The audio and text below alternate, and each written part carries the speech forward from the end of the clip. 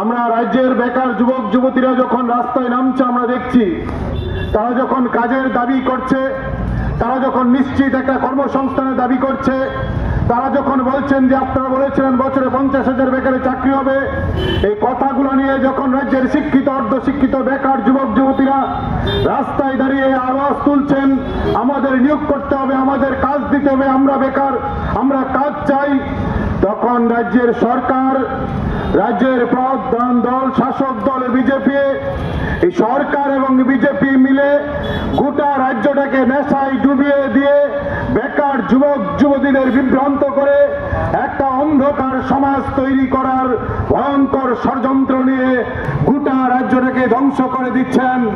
ট্যাট পরীক্ষা বন্ধ, স্কুলে শিক্ষক নেই, ছেলেমেয়েরা পড়তে পারছে না, তাতে কার ক্ষতি হচ্ছে? গোটা রাজ্য। মেধাকে পরিকল্পিতভাবে শেষ করে দেওয়ার জন্য স্কুলে শিক্ষক নিয়োগ করছেন না, তার ফলে বেকাররা কাজ পাচ্ছেন না, চাকরি পাচ্ছেন না। বিদ্যুৎ দপ্তরে আউটসোর্সিং এ নিয়োগ হচ্ছেন, প্রাইভেট সংস্থা আসছেন, কোটি কোটি টাকা রোজগার করে তারা রাজ্য থেকে টাকা লুট করে রাজ্যের বাইরে চলে যাচ্ছেন। বেকার যারা কাজ করতেন, মেধা ঘাম রক্ত তাদের চুষে নিয়ে ফিটকুর মতন সংস্থারা তারা বহিরাজ্যে চলে যান। আমাদের রাজ্যের বেকাররা যারা কাজ করতো তাদের বকেয়া দিচ্ছেন না, পুলিশে ইন্টারভিউ নিয়ে রেখেছেন, নিয়োগ হচ্ছে না, ফায়ার সার্ভিস ইন্টারভিউ হয়েছে, নিয়োগ হচ্ছে না। এরকম অসংখ্য দপ্তরে এরকম ইন্টারভিউ হয়, নিয়োগ হয় না। ডিপিএসসি একটা সংস্থা কিছুদিন পর বিজ্ঞাপন দেন আর কিছুদিন পর বলেন এই বিজ্ঞাপন যা দেওয়া হয়েছিল তা আপাতত স্থগিত, ইন্টারভিউ নিতে সাহস পাচ্ছেন না ডিপিএসসি। এরকম একটা পরিস্থিতির মধ্যে দাঁড়িয়ে আমরা ডিওএফআইটিএফ দাবি তুলছি, সবার কাজের নিশ্চিত গ্যারান্টি চাই। সরকারের 30,000-এর উপর শূন্যপদ, এই শূন্যপদ পূরণ করতে হবে। আউটসোর্সিং এ সরকারি দপ্তরে নিয়োগ বন্ধ করতে হবে। আর যে নিয়োগ প্রক্রিয়া চলছে এই নিয়োগ প্রক্রিয়া দ্রুত সম্পন্ন করতে হবে।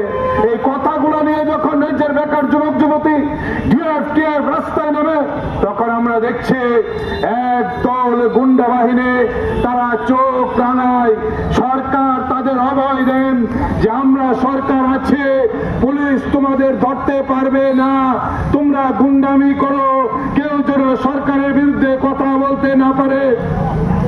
আমরা দেখছি কে এসডিপিও মারছেন এডিশনাল এসপি কে, এসপিও মারছেন এসআই কে, চুর যারা চিনি খেলা প্রচার করেন তারা মারছেন পুলিশের খবরিলালকে, শিক্ষককে বেড়াচ্ছেন গুন্ডা থানার সামনে, ডাক্তারকে বেড়াচ্ছেন রুগীর আত্মীয় হসপিটালের ভিতরে ঢুকে, শিক্ষককে বেড়াচ্ছেন স্কুলের ভিতরে ঢুকে গুন্ডারা।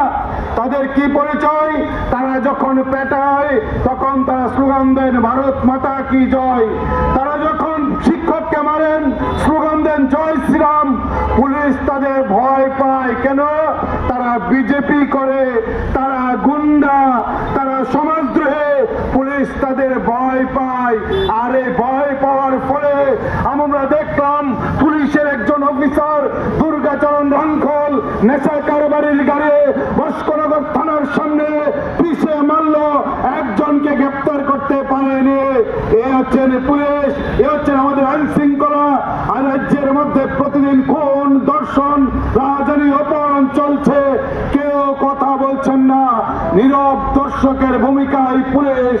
আমরা বলছি এই রাজ্যের উন্নয়ন স্তব্ধ হয়ে গেছে, শান্তি আজ নেই, সমাজদ্রোহীরা দাপিয়ে বেড়াচ্ছে, পুলিশ দর্শকের ভূমিকায় আছেন। তার বিরুদ্ধে দাঁড়িয়ে সব মানুষকে এগিয়ে আসতে হবে, কেউই রেহাই পাচ্ছে না। রাতের অন্ধকারে নেশা কারবারীরা তার বন্ধুকে বেড়াচ্ছেন, এরকম একটা পরিস্থিতি গোটা রাজ্যে তৈরি হয়েছে।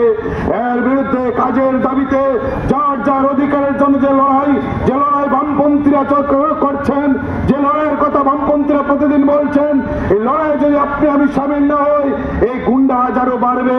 আপনার আমার ঘরের ছেলেমেয়েরা কাজ পাবে না, স্কুলে গেলে আপনার ঘরের ছেলেমেয়েটা পড়াশোনা পাবে না, তাতে ক্ষতিটা হচ্ছেন এই রাজ্যের সাধারণ গরিব খেটে খাওয়া মানুষের। এই গরিব খেটে খাওয়া সাধারণ মানুষের যে ক্ষতি প্রতিদিন সরকার করছেন তার বিরুদ্ধে অধিকারের জন্য লড়াইটা করতে হবে।